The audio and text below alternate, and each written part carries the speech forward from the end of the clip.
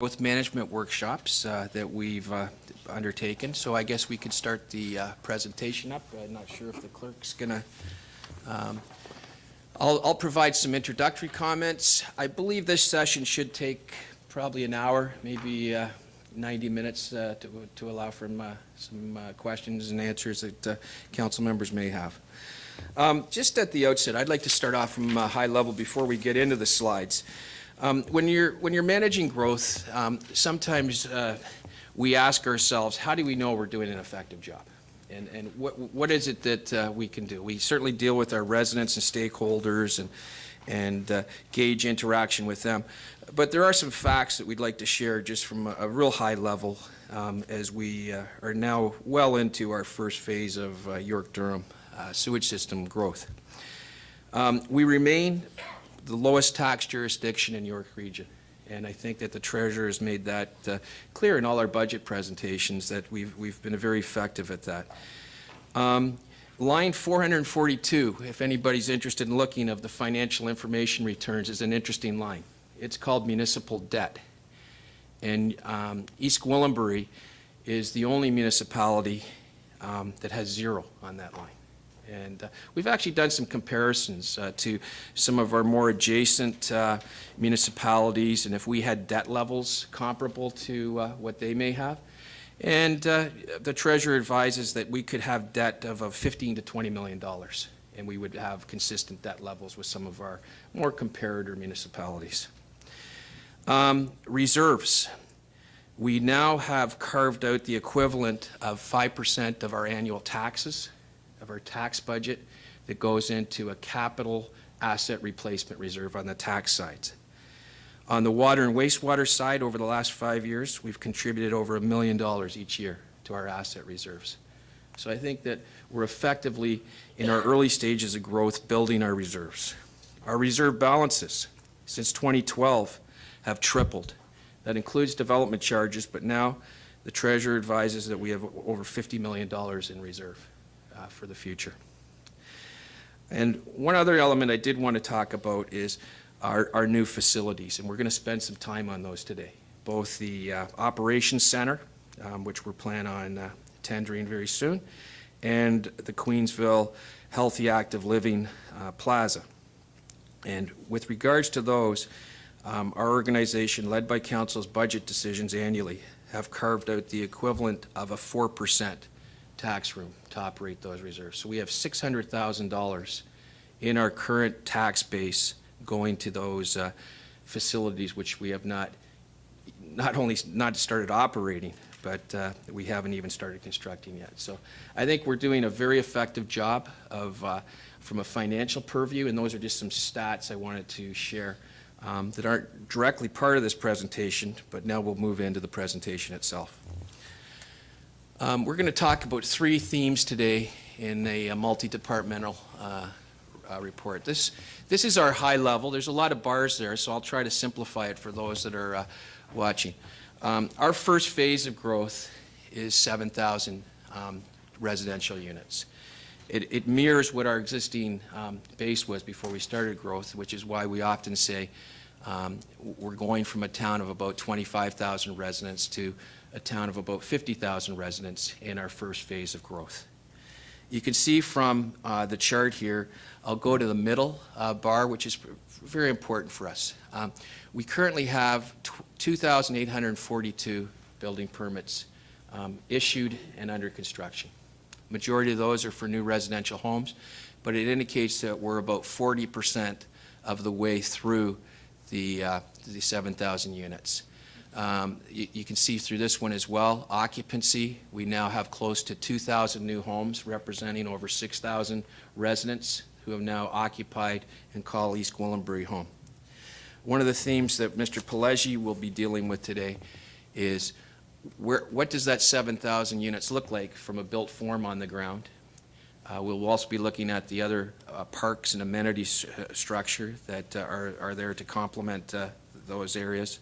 And we'll look at what kind of holes we may have moving forward to finish some communities and complete communities. The second theme we're going to talk about, and I'll progress one more slide if we may, is the Upper York sewage system. And we've been keeping a close eye on this project, dealing regularly with York Region. And just before Christmas, there was a meeting convened by Chair Emerson with the three mayors from Aurora, Newmarket, and East Gwillimbury, and senior staff. And at that meeting, it was outlined that the approvals necessary to construct the plant still remained outstanding. And it was now starting to create a delay that brings the reclamation center out until at least 2026. And from an organization purview, we are grateful at this point administratively that the York Region has invested a lot of dollars in our community, upwards of $250 million for the York-Durham sewage system, the second concession road, the trails, and other elements for our first phase. It is disappointing that for this Upper York project, I believe they're at $70 million expended on this project as well, and still without the ability to receive the approvals. So for us as an organization, we are using this as an opportunity to take a look at a few of our key elements. One of them is our development charges.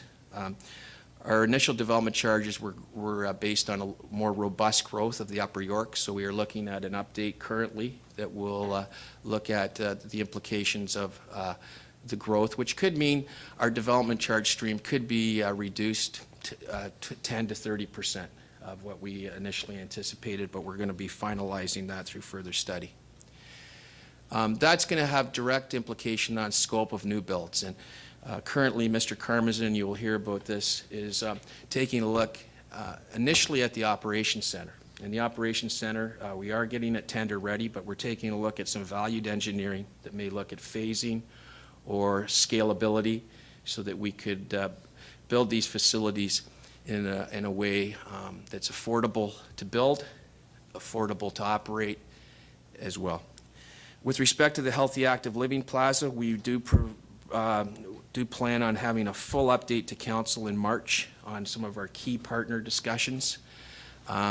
Those would include, with respect to the Healthy Active Living Plaza, the plan for an aquatics facility, the municipal aquatics facility, a library, and community center space. And we continue to talk to our partners, importantly including the YMCA, about what that build may look like and how it could be scoped to have phasing attached to it. As this slide does note, our design plans for both the builds will hopefully incorporate the ability to expand as we move into future phases of growth. And the third key element that we will see is we've had robust residential growth, as we know. And Council has made it clear, as has our Economic Development Advisory Committee, that employment growth and employment land servicing are two very key things. So with regards to that, we've reprofiled our economic development area. We're really taking a concerted look at our Business First program, and we propose to use 2018 and 19 to focus on employment land servicing and trying to ensure that we can get our key employment areas serviced, particularly the Highway 404 corridor lands, to ensure that we're going to have the quality jobs and employment opportunities for our residents to match our residential growth. So those are three high-level themes, Madam Mayor. And what we're going to do today is have each of our general managers and their supporting staff walk through their area and give an update for Council and the public. I believe we start off with Mr. Pileggi, Development Services.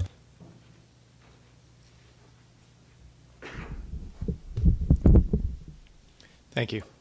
So I will be running through each of the community areas and giving an update on the number of permits and registrations and how things are building out. So I started with Mount Albert. So as Council's aware, the majority of the development, Averton, Rosehaven developments, Oxford, in the northeast portion of town has sort of been wrapping up from a permit perspective. That was just under 300 units. The most recent approval in Mount Albert was at the south and east of Mount Albert Road and Center Street, again by Oxford Developments. So they've now registered that plan of subdivision, which was 174 units, and have been issued 16 permits in that area. We don't have any occupancies yet to report in that area, but permits continue to go out on a daily basis on this one. Inspections are underway, and we would expect occupancies in the next 6 months or so. So moving on to Queensville, this is the portion of Queensville that's DG Group lands.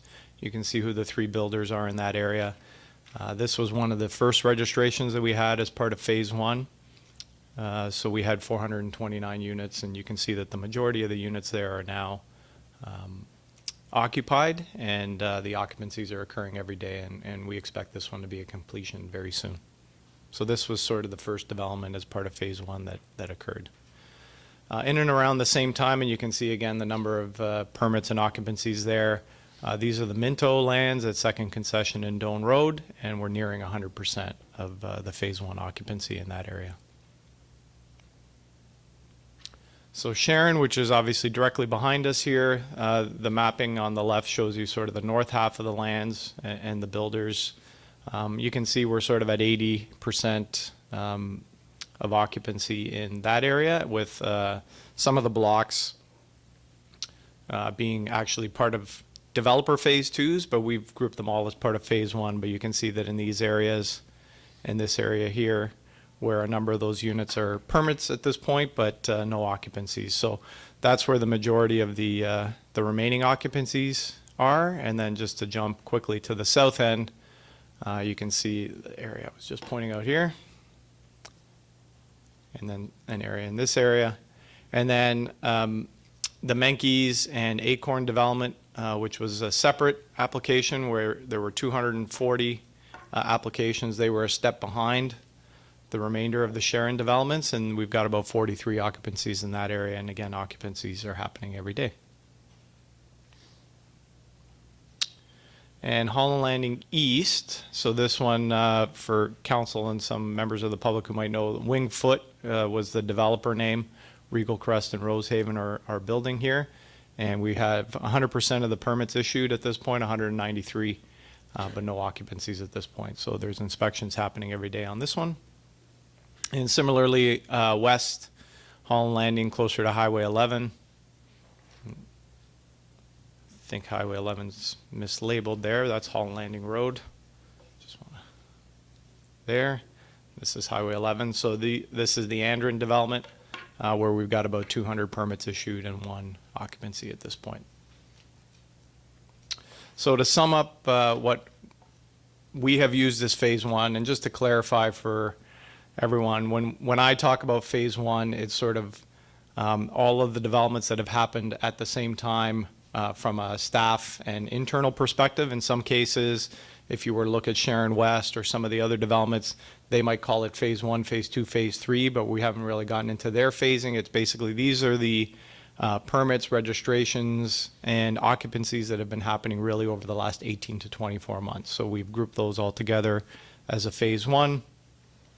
As you can see the numbers on the screen, about 2,500 units that have been registered and permits issued, and about 1,600 occupancies at this point.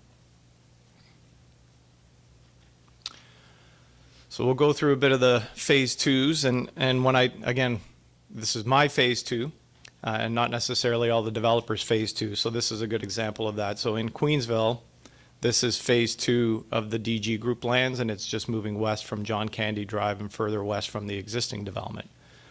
When you look at this area here, so this is the Val Madeira development, which is east of the Minto development, south of Doane Road. That's actually Val Madeira's Phase 1, but it's part of my Phase 2.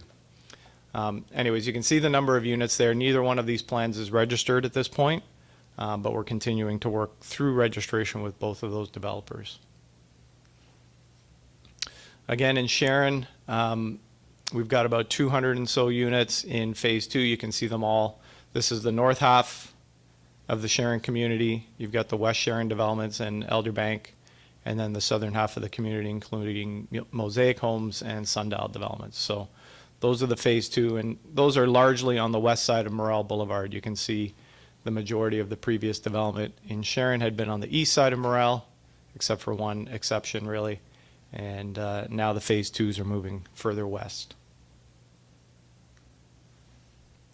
So getting into Holland Landing East, Doan Road and Second Concession generally, you've got the phase two of the Wingfoot development, which would be just east of the existing area, and then the Valley Brook subdivision, which, again, my phase two, their phase one, but would occur in this area.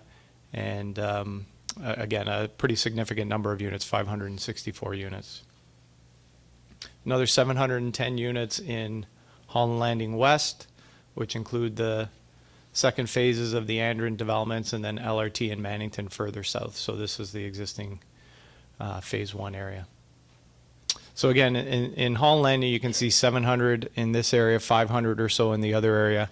A significant amount of the town's phase two development is actually going to be in Holland Landing, whereas the initial phases were pretty busy in Queensville and Sharon. So to sum up phase two, and again, I'll get into timing quickly, but when I talked about phase one being basically the last 2 years, 18 to 24 months, phase two will probably be the next 18 to 24 months. In these cases, we've talked a lot about market and sales and so on and so forth. Many of these units are not sold. So the idea that 18 to 24 months actually might be aggressive at this point. These developments might actually take 24 to 36 months, depending on how aggressive sales are, how quickly the sales happen, and then ultimately permits and construction from that point. So just to update the growth timeline, this is again for the 7,000 units under the York-Durham system. We talked about in 2015, that's when allocation became available. And then in 2017, so probably it was late 2015, so probably about 18 months after allocation was available, we saw the majority of the registrations happen for that initial 2,500 units and the permit issuance last year. The majority of the occupancy, we were talking about 1,600 units of the 2,500 units that we've issued permits on. Has either happened in late 2017 or will be happening in 2018. So really that 2,500 units that we see as phase one will be wrapping up development in 2018 in terms of occupancy. We've been registering and continue to register the phase two units. So that was the 2,100 or so units that we just talked about as part of phase two. And again, we'll see registrations probably happening this year. Permits might be happening this year, again, depending on sales. And ultimately, when construction starts, we would expect the majority of the occupancy to happen in 2019. But again, that could stretch into 2020.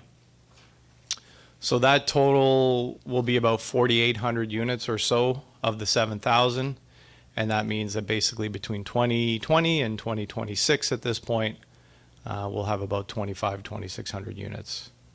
Just under 3,000 units for the future development to 2026, when hopefully the Upper York is there.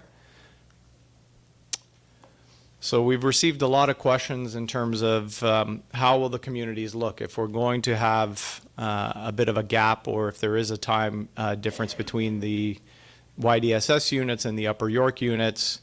What is the difference between and where do those units lie? So what we've tried to do, and not all of these are perfect, so we tried to be schematic with it. So don't look at the specific areas in all these cases. In some cases, we've looked at the longer term and tried to determine where. So in Holland Landing West, the areas that you can see in yellow are the areas that can be built with YDSS servicing. The areas in orange are the areas that would require the additional allocation under the Upper York. In Holland Landing West, it's curious because all of these areas are actually labeled on the draft plans as either medium density cluster residential developments or sort of block style developments. So these are areas where you actually might see condo townhouses or different kinds of development. So what we are seeing is the development of predominantly single family detached at this point, and then these areas that were block development, potentially medium density townhouse development, potentially condo development being held for Upper York servicing.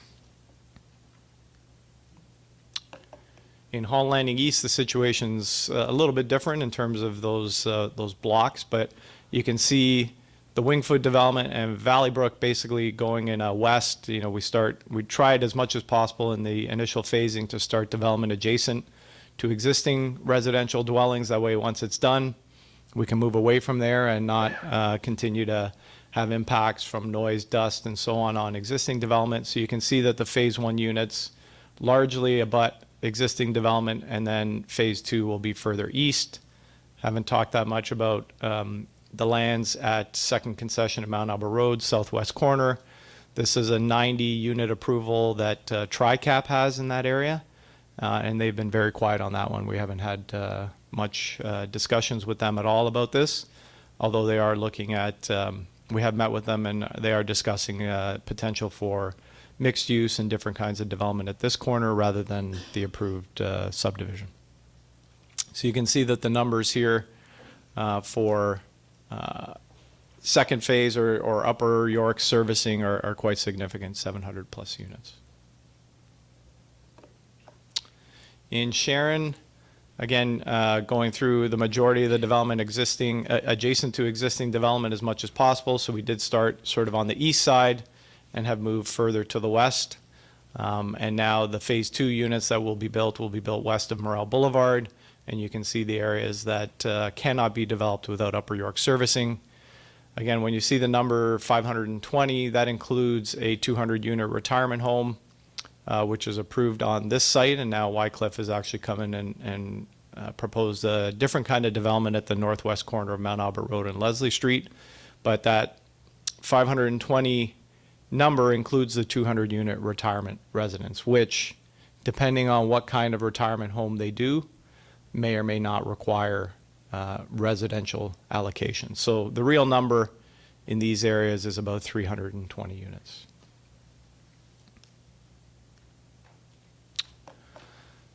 And Queensville is quite different than the others, mostly because DG Group has about 3,000 units, 2,800 units of potential allocation. And as you saw in the initial, has only really built 429 of those.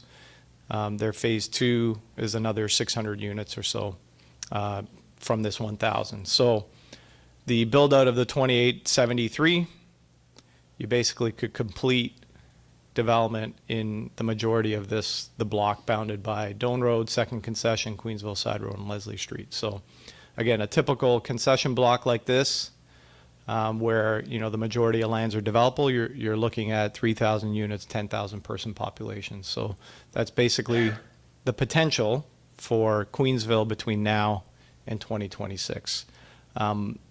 After the phase 2 development, where I noted that there were about just under 3,000 units of allocation remaining, the majority is in Queensville.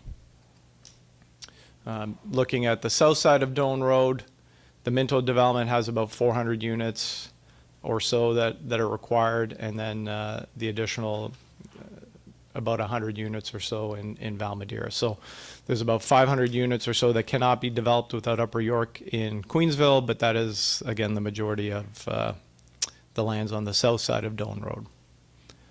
So I think that gives you sort of an idea of there are a bunch of different ways in which the Upper York servicing impacts the communities in different ways. In Hall Landing West, especially, what you saw are sort of those larger blocks that will be longer term, medium density type uses.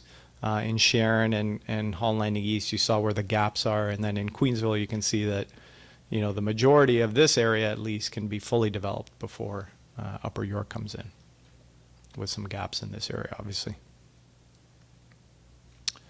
So that completes the development services portion of the presentation. I don't know if, Madam Mayor, if you wanted to open it for questions at this point or leave them all to the end. Before we open for questions, the mention of TRICAP, I would declare an interest in that particular. I know we're not making any decisions today, but I would declare that. So questions from members of council? Anything at this point? I just had one, and it was regarding the allocation for the condo apartment on the Holland Landing West. Do they require one full unit of allocation for an apartment or a condo, or is there a different type of calculation for something a little smaller? Sure. So I guess the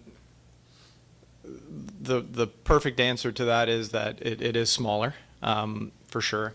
When I talk about units requiring allocation or a number of these units, we try to bring it back to what we call single detached equivalents. So when we are given a unit of allocation, it is based on a single detached population, which is, I think, 3.01 people per unit that's what the region gives us.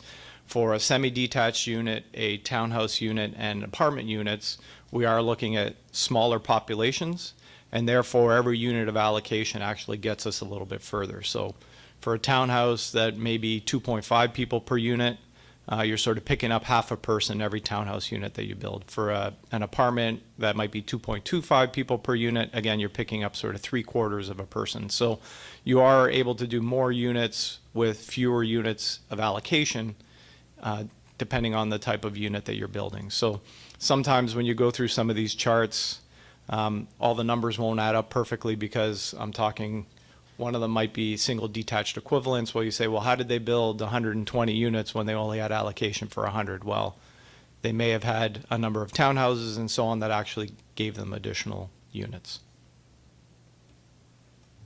So the number 307 that we see on the right-hand side for those 4 blocks that are on hold right now, is that based on what the equivalent is, or is that the total? So that's based on the number of units that's shown on the draft plan. So it's kind of curious. You don't typically do this anymore. So, I mean, some of these applications in Holland Landing West particularly, they date back to, I think, 1997. So what you'll see on the draft plans in 1997 is a block like this triangular one here that might say cluster residential, 52 units on it. So that's simply the number that I transposed over to the 307. When a development application comes in on that for site plan, it could be for 55 units, it could be for 45 units, it could be for 36 units. I mean, we simply don't know. It was simply the number that was put on the plan at that point in potentially the mid-90s. And, you know, what may have been considered dense or medium density at that point might not be today. So I suspect those numbers will change, but it was just based on the numbers that are on the plan. So in this case, you might be able to, if these were all townhouses, you might be able to do it with 250 units of allocation and complete that. In some of the other areas, for example, these are all single family, but there is some townhouses here. The number would again be perhaps slightly smaller, but probably not as small as Holland Landing West might be, because that was considered 100% townhousing.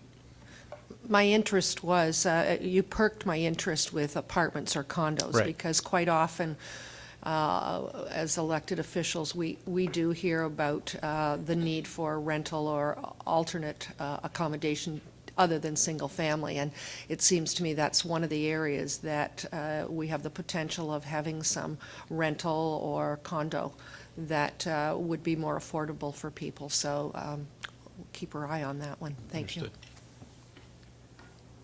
Councillor Young.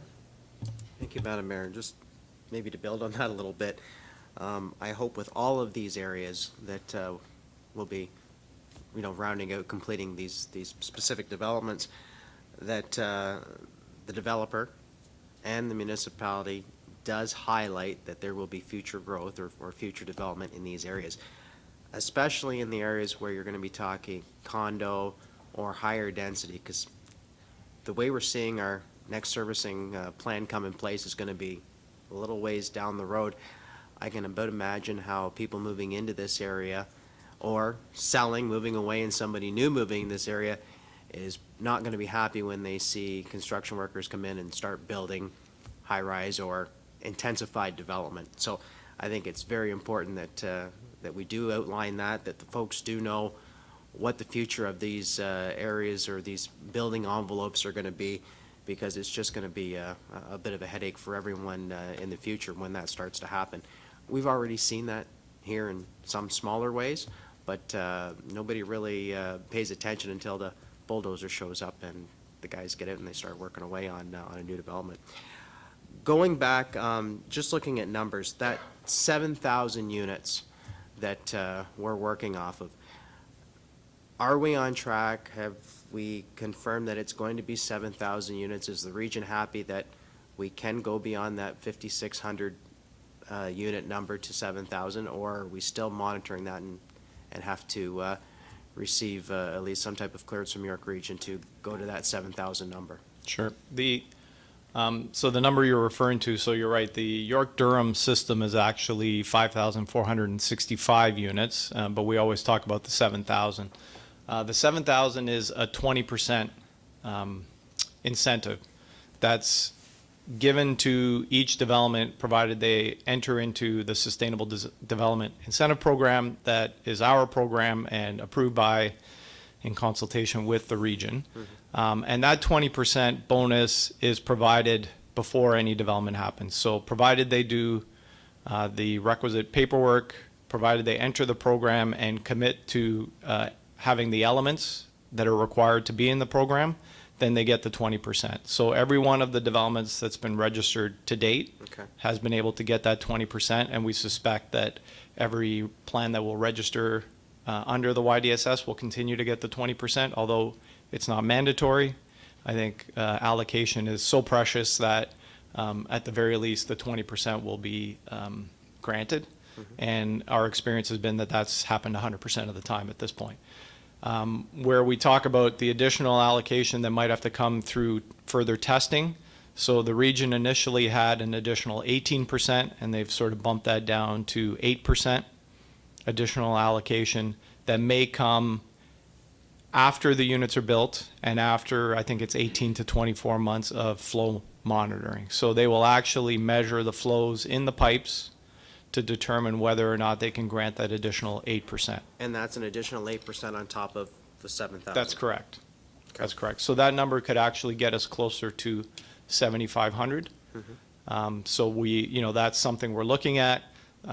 You'll hear, I guess, perhaps about other, the region has come and presented here as well about looking at other ways to potentially stretch that allocation out, or other solutions for getting us some interim allocation between now and 2026.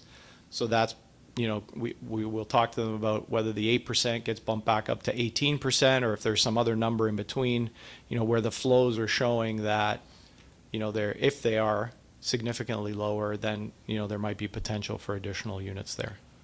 Just further to that, I always understood it that when we were building these numbers in for new units on the YDSS, that we also had that allocation or that unit number carved out for the folks that are on the existing sewage lagoons in Hall Landing.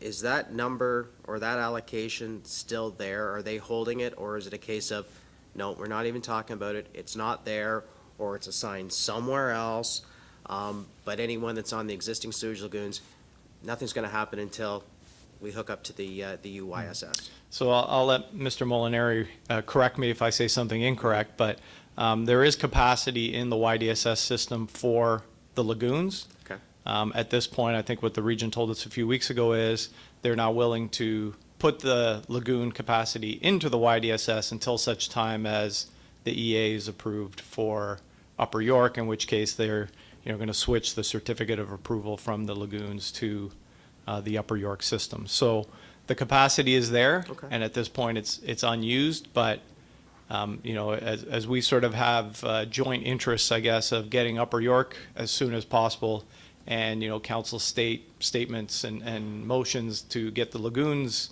closed as soon as possible, then we've sort of got we've got a couple interests there that obviously work together, but in some cases can conflict as well. So there is capacity in the YDSS system should Upper York never happen to take that lagoon capacity. Okay, thank you. I have a couple more, but I'll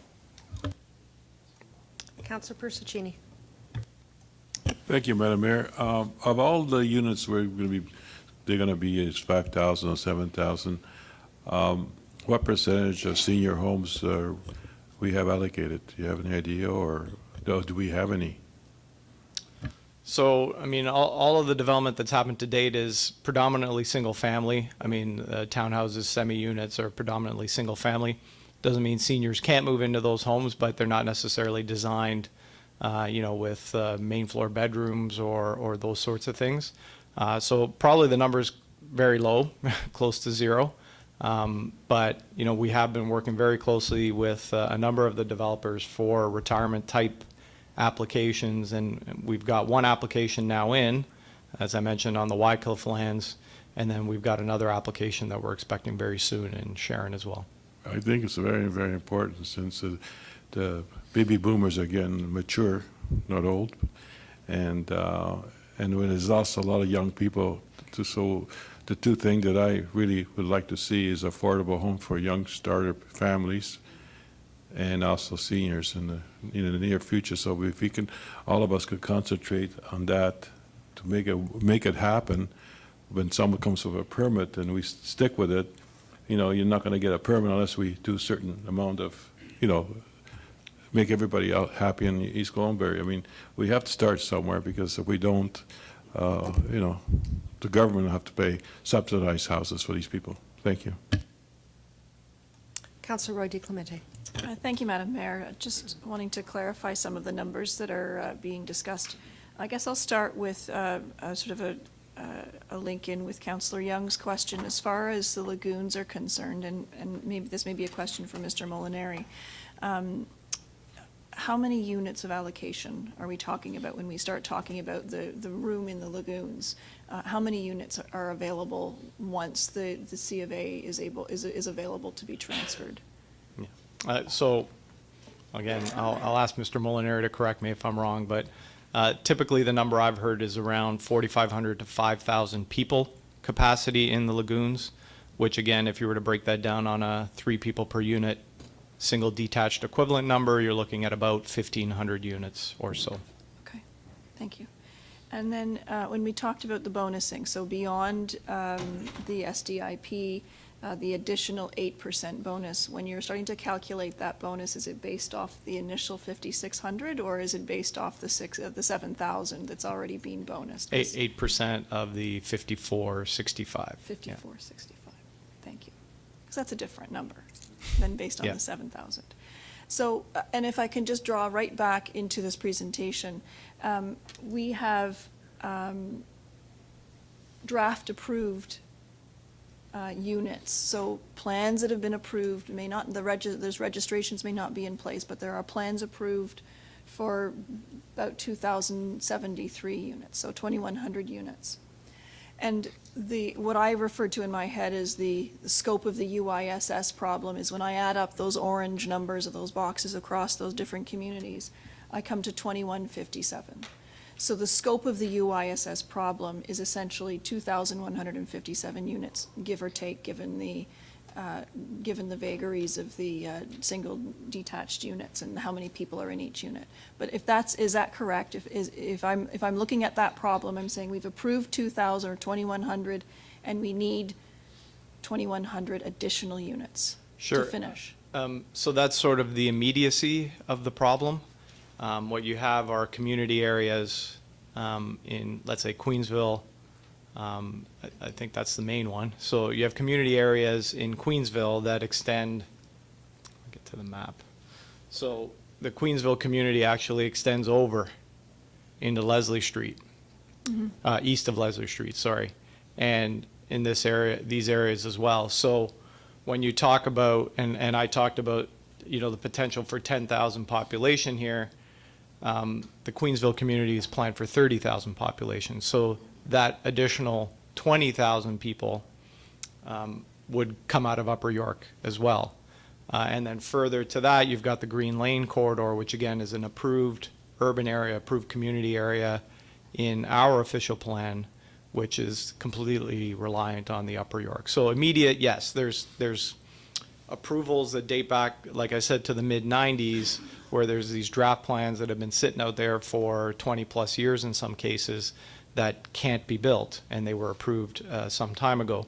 And so that's immediate draft plan approved, 2,000 or so units, absolutely. Beyond that, you've got the next issue of, capacity for these new community areas, anything we want to do along Green Lane, and then potentially even employment areas, capacity for employment and other uses as well. Obviously, the challenge becomes we were asked to provide the region and the province with an official plan that put us at 90,000 people, and now we're being hampered. So we can't finish that official plan. That's a larger issue, but the more immediate concern is we started down that road to finishing, to implementing that plan, and we draft approved things that we can't have built at this point. Sure. Thank you. Councillor Young. Thank you, Matt. Oh, Councillor Johnson. Thank you, Madam Mayor. I guess looking at this, my next question or concern is looking at the employment end. If the region is, and rightfully so, a little nervous on not letting out more units than what they feel comfortable in doing because we don't want to, again, overcharge the system, what are we going, or what can we expect on the employment end that if we said tomorrow we've got the money, we can run servicing into our employment lands, or we've got the end users to come and actually put the dollars in and do that, how much capacity do we have there? Is there a restriction with that? Is York Region looking at those numbers right now? And how would that play if someone come in and said, we're going to do a seniors complex, which will allow 200 or 400 units, and it is based on it being I guess more like a full-service facility as opposed to a residential facility that would rely on just regular residential unit numbers, or how you have that breakdown? So the one thing I'll say is this is one area where I believe Mr. Webster said a couple meetings ago that we were going to be touching back with the region to determine whether or not there are capacity constraints. In 2015, when we got the letter from the region saying the YDSS is within 6 months of completion and is available for permits, they did say that there was a cap on non-residential allocation within the town. And every development that we get that comes to town, the CIS department is asked to provide a letter saying, where are you at in relation to the non-res cap? I think at this point, really the French Catholic School and maybe one other development might be the only things that are going into that right now. So don't quote me on what the unit is. If the cap is 1,250, we're using up something like 5 at this point. So there's still quite a bit of capacity there. Yeah. And we're not using up, anywhere near what that capacity is. What it is, though, is it's a flow calculation. It's not like I can say, okay, well, we can put 10 people here or whatever. If you were to get a large warehouse that uses very little water, it's just a distribution center, you might be able to get your entire employment area done with nothing but DC distribution center warehouses and so on, low water users. If you were to get a large manufacturing facility that was a heavy water user, then you're looking at different scales of how far that 1,250 cubic milliliters or whatever it is can go. So I mean, the issue we do have that letter, we do have that number from the region. We continue to monitor it. We have to provide the region an update all the way along to ensure that we're not getting anywhere near that cap. At this point, it's a pretty, I think we've got a lot of flexibility. The thing is, it depends if council does make a decision to, let's say, invest in servicing those employment lands. We would have to be really on top of, the kinds of users who are coming in and how much capacity gets used up. As manufacturing plants come in, heavy water users would use up a larger part of that cap, and others would use up quite a bit less. Okay, thank you. And just one last one. how are we seeing, with the way the market sort of had a bit of a change, how are we seeing the number of permits going out of here moving forward? Are we still robust, or are things leveling out? Yeah, I mean, generally speaking, it's quieter. We are still issuing quite a few permits in Hall Landing at this point, Yeah. and Mount Albert. So those areas, I would say, are equivalent to the numbers from Sharon and Queensville in the initial phases. I mean, Sharon and Queensville were about, let's say, 1,500 units. So the other two developments, Hall Landing, Mount Albert, is almost the same. So we are continuing to see pretty robust permit issuance and inspections and so on. Really what I think we'll need to know based on a spring market is the sales of those Phase 2 units. So Yes. we will monitor that very closely in terms of what the sales start to look like. We meet and talk to the builders and developers pretty regularly, so we'll have a pretty good idea of what that means for both the building and planning departments, I think, over the next 18 months based on, what happens this spring. I think some of the builders are ramping up for sales shortly. I think Sundial may have opened this past weekend in Sharon for their Phase 2. Okay, thank you. Councillor Johnson. Thank you, Madam Mayor. We heard about the 5465 and the opportunity for the individual developers to expand that to 7,000. And so far, as you said, 100% have met the criteria to gain extra allocation granted to that developer. The 8% bonus, which is measured by a check, is that granted to the municipality, or is that granted to the individual developers, like the previous amount we were talking about? And is it measured individually? If it is it measured individually? It's granted to each of the developments. So in the case of a Sharon, it's not possible to go, sort of each of the 8 or 7 developers who are in there. So Sharon would potentially get 8% of, whatever their number was, 1,000 or 1,200. So they would potentially get 8% of that development. Queensville would potentially get 8% of theirs, and Holland Landing would get 8% of theirs. Thank you, Madam Mayor. I do agree we need to look for affordable housing and senior housing, and we have not done anything. We talk about doing things, we have not. We have requested a look into the various things that we could do, and perhaps there are some things we're doing we haven't listed yet, but I think that we should put that back on the front burner. I know we had a deputation of a community group that's interested in seeing that happen as well, but we should be focusing on that and getting some kind of report come back from staff on the things that we could do, and then council can choose which things they'd like to do. Thank you. Or we could take some of the projects that are not before us yet and try and work with those people that are coming forward to take a look at affordable housing and different forms of housing as well. Thank you. Okay. Thank you, Mr. Pileggi. Thank you. Appreciate that.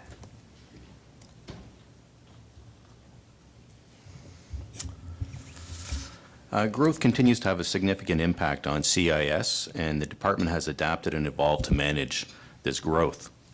We will be providing a status update on our master plans, a servicing update of Leslie Street and the employment lands, and also providing some information on the advancements in asset management as well as our traffic and transportation management programs.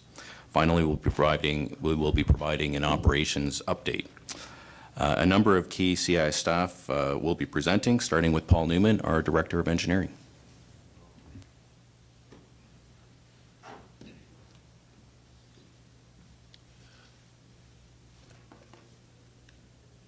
There we go. Thank you, Madam, excuse me. Thank you, Madam Mayor, members of council. There we go. Thank you, Madam Mayor, members of council, for the opportunity to speak to our 3 master plans that the engineering department oversees. We currently are working on our water wastewater master plan and our transportation master plan. Both those projects were initiated in 2017, and we expect them to be completed in 2019, sometime early in 2019. Those two master plans, hopefully by the end of this week, we will be confirming a date for our first PIC to engage the public and the development community to participate in those master plans. Lastly, is our stormwater management master plan. That one we will be looking to come to council in our budget program for 2019, and we're hoping to initiate that in 2019. These master plans are very important documents to both our Department of Development Services and Finance, excuse me, as they give us direction and help prioritize our capital program and give us direction for our DC update bylaw. It again provides timeframes and direction for both of those reports. And if there's no further questions on the master plans, I'll turn it over to Kevin Brake to speak to our employment servicing. I'm not seeing any questions. Thank you.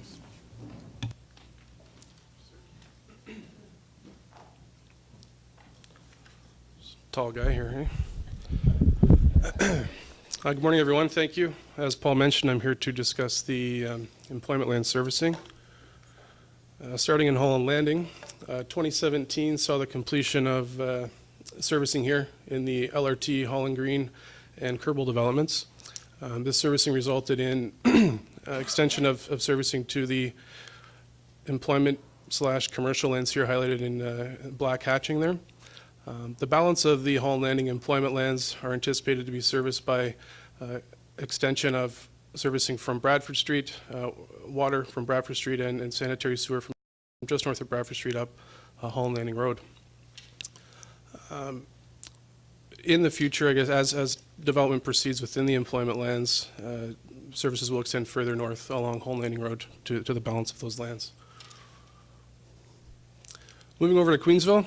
The employment lands here are bound by Woodbine Avenue to the east, Doan Road to the south, Highway 404 to the west, and Queensville Side Road, extend just north of Queensville Side Road to the north. Water servicing in this strategy would see servicing come from the existing region trunk water main here on Queensville Side Road, which is serviced by the region's production wells, and also the recently constructed elevated tower on the north side of Queensville Side Road, west of 404. Additionally, there's proposed that water mains will be constructed along Woodbine Avenue as well as Doan Road to the south. Sanitary servicing for this area is proposed along Woodbine Avenue as well, with the construction of trunk sanitary mains at Woodbine as well as Doan. To the north here, these sewers would drain to a future pumping station. On the north portion of these lands would drain to a pumping station at Queensville Side Road, just west of Woodbine. That pumping station would ultimately outlet to a future region pumping station just adjacent to the Queensville Water Tower, which would then outlet ultimately to the WRC. Lands to the south would drain to a pumping station just south of Doan Road on Woodbine, and it's anticipated that this would outfall to the south to Green Lane as part of the future Green Lane 404 employment servicing. Speaking of, if we head south here along Woodbine into the Green Lane and 404 employment lands, Phase 1 would see construction of a sanitary sewer along Green Lane from Woodbine Avenue to the Bayview pumping station. Phase 2 would see a extension of a sanitary sewer along Woodbine north of Green Lane to just north of pumping station 2 here, which was the pumping station in the south portion of the Queensville servicing strategy. Beyond phases 1 and 2, future servicing here along south of Green Lane on Woodbine, you'd see construction of a pumping station within the Bales Drive industrial area, with sewers extending north to Green Lane. It's important to note here, jurisdiction specific to whether it's town or regional related to these sewers is yet to be determined and is still under review. And additionally, the Phase 1 sewers here are under detailed design currently, is currently underway. Moving over to the water servicing for the 404 employment lands. Phase 1 would see a construction of a water main in conjunction with the sanitary sewers previously discussed, extending water main along Green Lane to Woodbine Avenue. And subsequent phases would include construction of a water main on Woodbine Avenue, north of Green Lane to north of Doan Road to pick up the balance of those employment lands. Again, similar to the wastewater concept here, this item is being reviewed under the current water and wastewater master plan, which is currently underway. And that concludes the employment land servicing update. We'll hand things over now to Ray Rosala to discuss the Leicester Street sanitary servicing. Unless there's any questions. I'm not seeing any. Thank you, Kevin. Okay, thanks.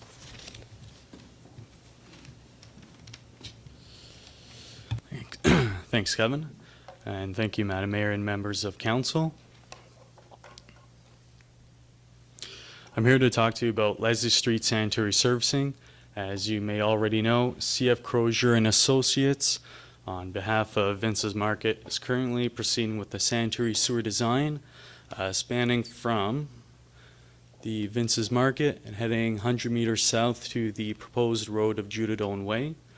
The design is currently being reviewed by York Region, and once finalized, it will allow construction and servicing to proceed for the remaining 200 meters of Judah Doan Way and up Leslie Street into the Vince's Market Plaza.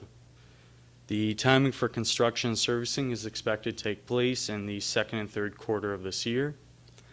The sanitary servicing for the Civic Center is expected to take place, it's expected to connect to the Judah Doan Way servicing as part of a proposed town project. As for the proposed Leslie Street Area A, servicing south of Judah Doan Way to 200 meters south of the Civic Center, town staff are in the process of scheduling a stakeholder meeting with fronting property owners. This is expected to take place in the first or second quarter of this year in order to obtain financial commitment for design works. With regards to areas B and C, further to the south, staff will resume dialogue with fronting property owners in the future to determine if there's enough interest to support design and construction. To recap the area extents, areas B and C start from 200 meters south of the Civic Center and proceed south off of this map to the Sharon Public School.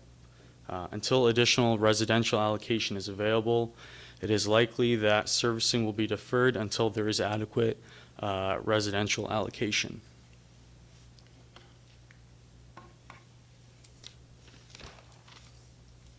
With this slide, I'd like to talk about the Upper York deferral servicing impacts. As a result of the deferred commissioning of the Water Reclamation Center from 2024 to now 2026, the town is in discussion with the York Region to identify opportunities to create additional servicing capacity for our town. Opportunities may include identifying downstream constraints and associated capital upgrades in the York-Durham sewage system, the YDSS, to create additional capacity and allocation. This could potentially include upgrades to the Aurora pumping station and other online measures to increase capacity. With potential opportunities such as this, we would ask for realistic targets to be set for additional allocation. We are also in discussion with York Region to release reserve capacity built into the YDSS that was reserved to accommodate the lagoons. Unless there are any questions, up next to discuss our asset management, I'll ask Danny Boskovsky, our asset management and capital project manager, to come up and present. I'm not seeing any questions. Thank you. Great, thanks.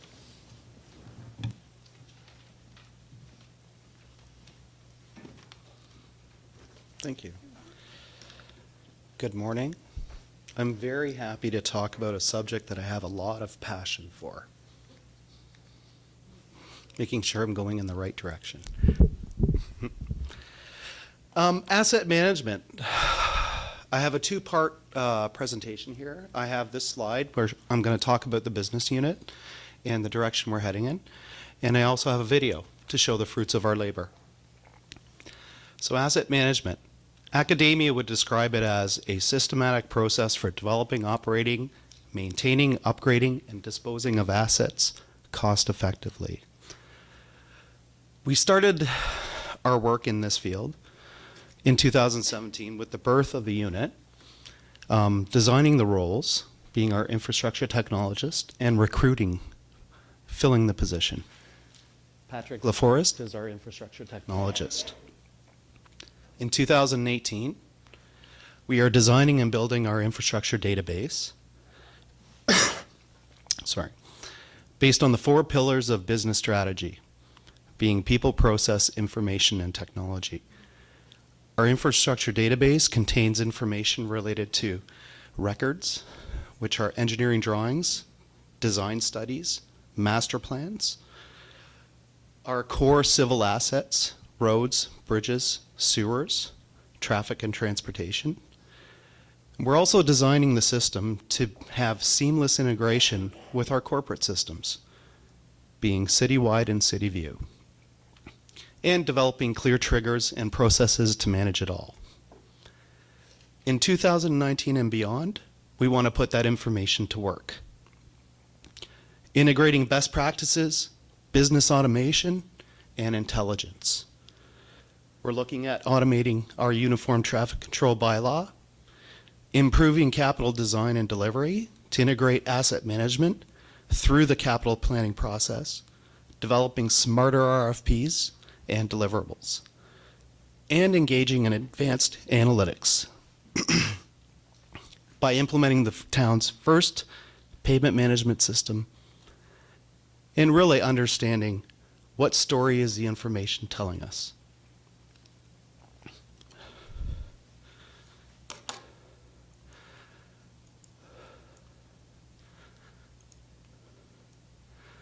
So what we have here is a video of a software package that is our corporate standard for GIS.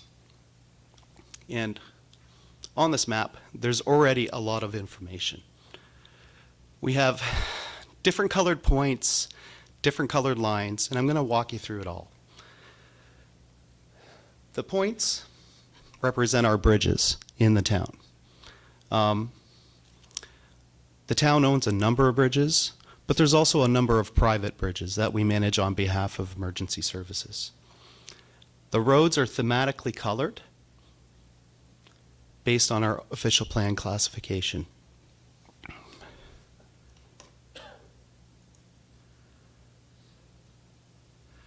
But beyond that, we can slice and dice roads any way we want based on good information. So here, I've actually thematically mapped all roads in the town and their posted speed limits.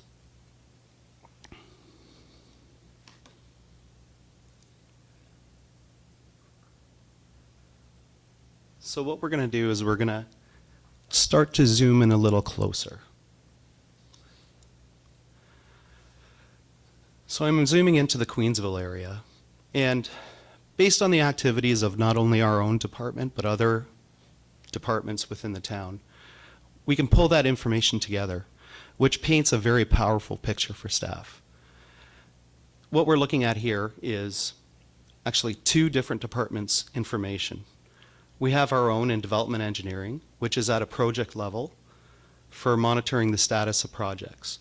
The different colors represent different stages of progress, whether it's in a planning phase, an earthworks phase, a servicing phase, or moved on to the building phase. In phase 1 of Queensville, they're building. Actually, they're mostly occupied. So that's what you're seeing here. You're seeing building permits issued and occupancies.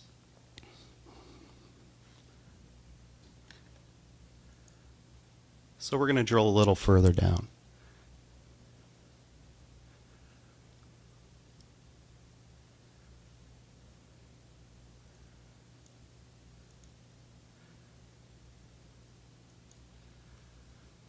So here, we're looking a little closer at the project level phase. And within the project itself, we're storing information about who the project is, what number it is, what status it is. But beyond that, we're able to tag key documents to that project. And because this information is on a corporate server, it can be made available to any staff member. So in this instance, we're pulling up the engineering drawing set for this community, which shows how everything was built. Oops. So now we're going to drill a little deeper. We're going to get down to the asset level. So I've highlighted a road.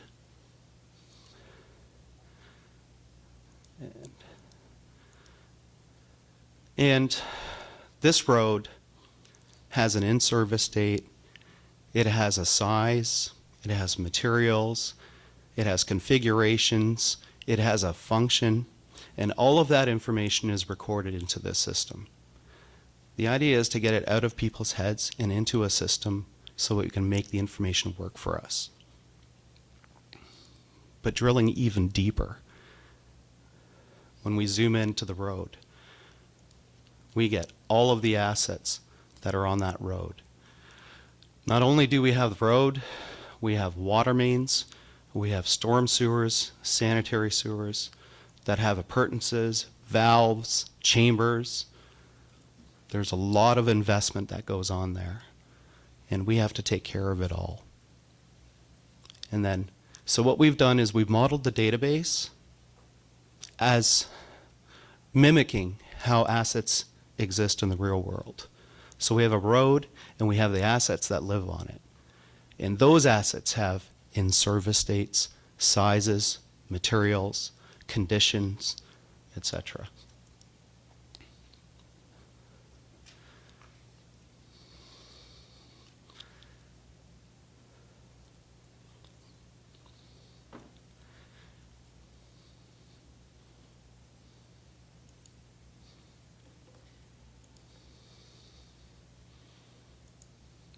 So that takes me to the end of my part of asset management. Are there any questions? Thank you. Not seeing any. Okay, thank you. I'd like to introduce Mr. Jamal Masada, our traffic and transportation technologist, to carry on.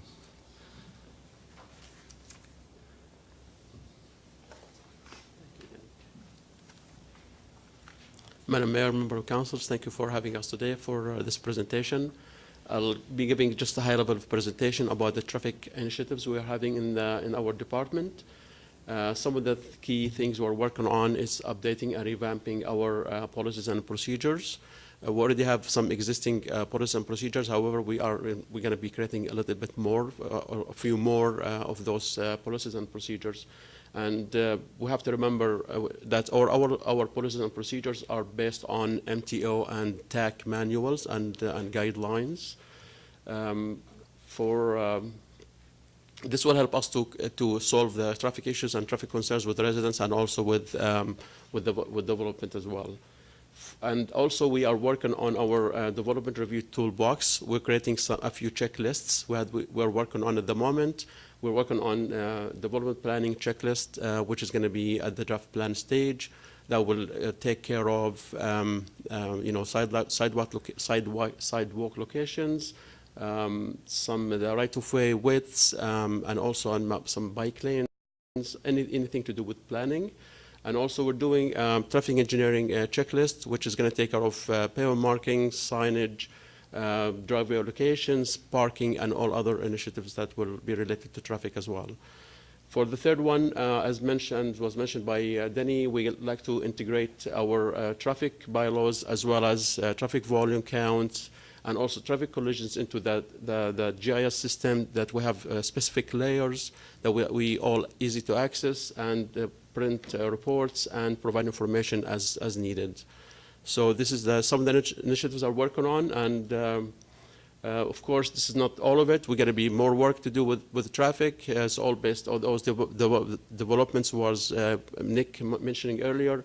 You know, traffic is one of the major aspects in those projects, and we need to look at it really closely, and we make sure we do all the proper work ahead of time. Thank you. I am ready to take any questions. Any questions? Not seeing any. Thank you very much. I bring Mr. Jeff, our operation manager. Thank you. Good morning. Last but not least, I'd like to start by thanking corporate IT. Sorry, I'm fighting a cold, so I apologize. You're not the only one. It's okay. Okay. Corporate IT, specifically Carolyn Saxon's done a wonderful job with home occupancy data. That is key for us to provide seamless municipal services for new residents as they move in, specifically for waste management as well as roads operations. You've seen a bunch of maps with little green squares on them all over the place. That information is key to us to be able to provide that seamless service, and Carolyn and her team do a great job with that, so just a thank you. Operations is well positioned to address continued growth using Shamrock model, combining town staff as well as contractors to deliver services. Thank you. We focus quite heavily on cost recovery model for both roads, waste, and water. And I'm quite happy to report in 2017, through this cost recovery, we've recovered upwards of $500,000 to completely fund our services, mainly for roads and water that are provided in the new development areas. In the Water Wastewater Division, regular maintenance of the drinking water system is directed by town staff.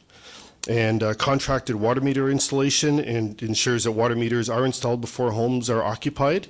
And these water meters are wireless state-of-the-art meters that allow us to not only collect data remotely, but also to deal with any discrepancies that might happen with homeowners and errors that might be related to the water meter. So they're state-of-the-art meters and being led by the water department. Winter maintenance, we have dedicated contract services for both roads and sidewalks. We do coordinate quite heavily with Bylaw Services, and they've done a great job helping us to make sure that our trucks and sidewalk machines are able to get down the roads. It's been quite a challenge for us this year, so thank you to Bylaw Services. And to help manage some of the new road alignments, we're looking at the addition of some new equipment this year to help with rear laneways and some of the smaller boulevards that we are experiencing. Lastly is waste management.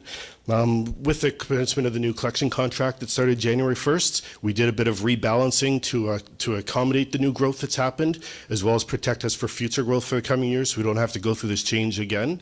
And with the help of the builders, with the introduction of, they provide a new homeowner package, including blue boxes and green bins to all residents when they move in. So as soon as they get in, they can become familiar with not only the town services provided, but also waste management program. We are looking at later this year and also including a water package in that information, so residents are also aware of the water quality and the water system in East Gwillimbury as soon as they move in. So that brings to the end the CIS presentation. If there's any questions. Councillor Persichini. Just to thank you, Madam Mayor. First of all, are these meters that called the smart meters? Yes, they are. How smart are they? Is the question. I've heard a lot of rumors about these smart meters. Do they add their efficiency? Are they get smarter as we go along in the future, or are they have they changed since the last time that people were complaining about these smart meters? Good morning, and through you, Madam Mayor. When we refer to smart meters, they're just technology that uses the ability to read them remotely and capture data on them. So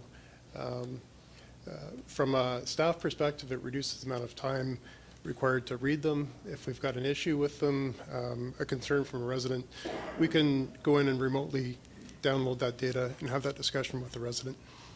Thank you. One more question. It would be kind of neat if we could somehow, I know it's a lot of paperwork or pictures or whatever. You know how we did a demonstration here? You know, most people don't realize why they pay what they pay for the water. They don't realize what it takes to from where it goes and to their homes. If there was some sort of a way, of easy way to explain, you know, this is the cost, the reason why it's costing this much for your water.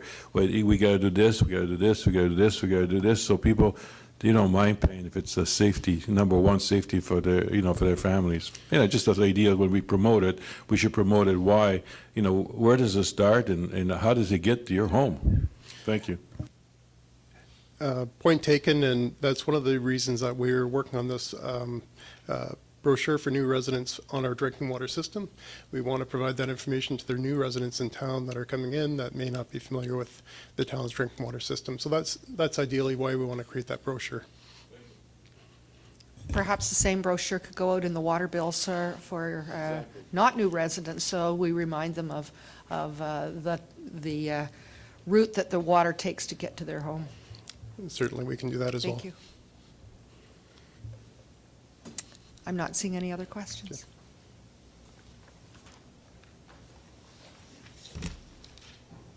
Oh, you have a general question now. Yeah, I'm sorry, Okay. Madam Mayor, I was just sort of holding off until everybody was done in this area like we did with Development Okay, Services. so I just have a Mr. couple, yeah. Molinari perhaps can answer your question then. Yeah, thank you very much. And just a couple. Under the UIS deferral servicing impacts, that slide there, I see where you've mentioned that some talks of potentially being able to release the capacity that we have within the lagoons for future development. That's the part that worries me. One, because those lagoons have been on for a heck of a long time. We've promised people that we were going to shut them down, or the region was going to shut them down. I guess my conscience is stepping in here and being quite concerned that, yeah, well, we won't shut the lagoons down, or the region's not going to shut the lagoons down, but we'll use the capacity that we have set aside to give for more development. Or the other thing that really concerns me is the region's going to look at this and say, hold on here, this isn't your capacity, this isn't for you to allocate, this is the region's, where Newmarket or Aurora could benefit from this. So when you are having those discussions and throwing around some suggestions, please keep some of these things in mind. My biggest concern would be other municipalities that would benefit from this rather than the town of East Gwillimbury. So that's my concern there. The other one was getting into the slide with the extension of water and sewer servicing into the Hall Landing employment area. Is that extension that you've shown with the blue and the green line, I guess it would be slide 29 of 78, are the funds already in place to do that, or is that something that that's the next step, but it's not funded at this point and won't be progressing until we do have funding for it? There is funding that's in place for that. It's through our DC. However, it's likely not sufficient to cover everything that's needed for that particular area.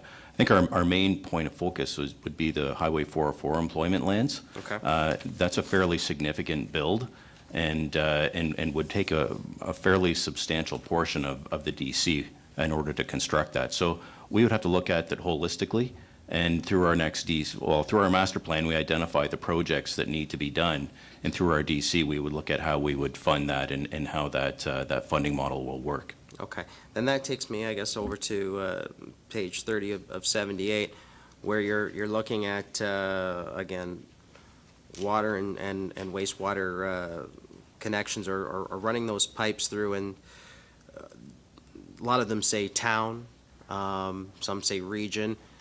Who does what, who's going to provide what, and when and where the timing is going to be and the dollars are going to be able to do these works. And especially with Doane Road, I'm assuming that servicing will run along Doane Road, and how does that play in with the region's reconstruction of Doane Road? Well, the master plan is really a long-term strategy. This is not something that's going to be built over the next couple of years. This is essentially for all the development that we know of. This is all the servicing that's going to be needed for that. Very long-term project. As far as who owns what, we're still having some discussions with the region on certain sewers that look like they are sufficiently sized and provide more of what we feel is a regional function than a town function. So there's potential to upload potentially some of those sewers to, and water mains to the region, provided they meet certain minimum criteria for the regional services. So those discussions are still underway. Again, that's a long-term strategy, and we'll see what we can do to right-size those and get them in the right location. And I appreciate that. I guess where my concern is, and I'm glad to see the full picture. When I see this stuff, I'll always like, show me the pipes, show me where the pipes are. In framing what we're looking at today, I just hope that the folks that are watching in the audience or watching at home realize this is long-term. You know, we talked when Nick did his presentation about where we are, you know, from today, maybe over the next 5 to 10 years out. This could potentially be much longer than that, and I wouldn't want folks at home getting the idea or in the community that this is happening right away, because this is the crux of building our employment lands, getting those jobs to go along with all these houses that we're building in the community. And I guess the real difficulty is it's a lot harder and a lot longer process than seeing the residential developments coming online, which we've seen over the last couple of years, and we'll see for the next number of years. So that's fine. Thank you very much. And yeah, that just sort of stuck out in my mind when I saw Doan Road, and we're looking at potentially we're the ones that could be running servicing in that place. Well, if we're not going to see the reconstruction of Doan Road within the region's 10-year capital plan at this point, that means that could potentially be a long way off. Thank you. Thank you, Councillor Johnson. Thank you, Madam Mayor. On that same page, page 30 of 78, in the middle of the drawing, there is a yellow marking on an angle going northward, and it is listed as existing region trunk sewer. And it goes on an angle across from the Mount Albert Road to Leslie Street. I am hoping for finding out where the extension of that is going to go, and I would have expected if something was existing at the amount of money, infrastructure that's put into that it would continue somewhere. And some of these other proposed markings are not striking out from something that already exists, whereas that one already exists and there's nothing beyond it to say what the intention was to do with it. Through you, Madam Mayor, this map is, it doesn't show the entire network. It was really just trying to show how those employment lands are being serviced. So there may be items that have been cut off that if we look at the whole map in entirety with all the layers and all the different pipes on it, would be very difficult to see what it is we're trying to show. So there, you know, this piece of pipe that you're referencing at Mount Albert and Leslie really is something that looks like a bit of an orphaned piece that probably shouldn't be there. So somewhere there's an extension to it or a proposed extension to it, is there? It would just seem, Madam Mayor, that all of these other marks and lines that say these are the proposed ways we're going to go from somewhere that's like Doan Road, that's a long ways off in the future. There's something that exists right there. It says existing. Through you, Madam Mayor, that's actually the Sharon trunk, but it doesn't have the full extents going to the south. So that already is in place. Yeah. I had just a couple of very specifics. One was regarding the Leslie Street servicing, and I know there are a number of residents that are interested or concerned, depending on where they are placed. And when you're talking about areas B and C, the area A is from Vince's to the town hall here. B and C is much further down the road, and I know the discussion was that it would be much later. What could you define much later for us, please? Well, essentially, we'd really like to understand how far we're going to go south of Mount Albert, if at all, as part of the first phase, and that all depends on what residents want to, what residents and businesses want to contribute towards the design and construction. So the first part of that is to go out to them and ask them, give them some rough idea of cost, and if they want to move forward with that or not. That'll establish the limits of the construction that's going to happen in the near term. Following those discussions, then we would look at moving on to the areas to the south and engaging people as to whether or not they would like to do some servicing. But realistically, there's little chance of a lot of uptake there just because of the limited capacity that we have for allocation. So most likely, it's something that would be following the WRC as to when we would actually see that constructed, unless there was a larger uptake in some commercial businesses or new development, that commercial development that would happen along that corridor. But realistically, I'd say that the first phase, the Vinces, and a little bit south of Mount Albert potentially, is something that's in the near term. Vinces is happening this year, as we understand, and to the south of Mount Albert Road slightly. That could be something that happens within the next year or two. The other ones, I think, are more long-term strategies. So would you say 5 years or longer? I would say that's probably a fair assessment, yes. Okay, thank you. And just one other comment that I had when we were talking about winter maintenance. I am getting a lot of feedback regarding the sidewalk clearing and how appreciated it is, and some people anxiously wait for it to be cleared so they can get out first thing in the morning and away they go. And it's a reminder that we are one of the few municipalities that clear the sidewalks, and I was reminded of that last week in walking in Newmarket, and we're very, very fortunate to have a good staff that are looking after that. So please pass that along. Very well received. Okay, so the next one we have is Mr. Carmazin.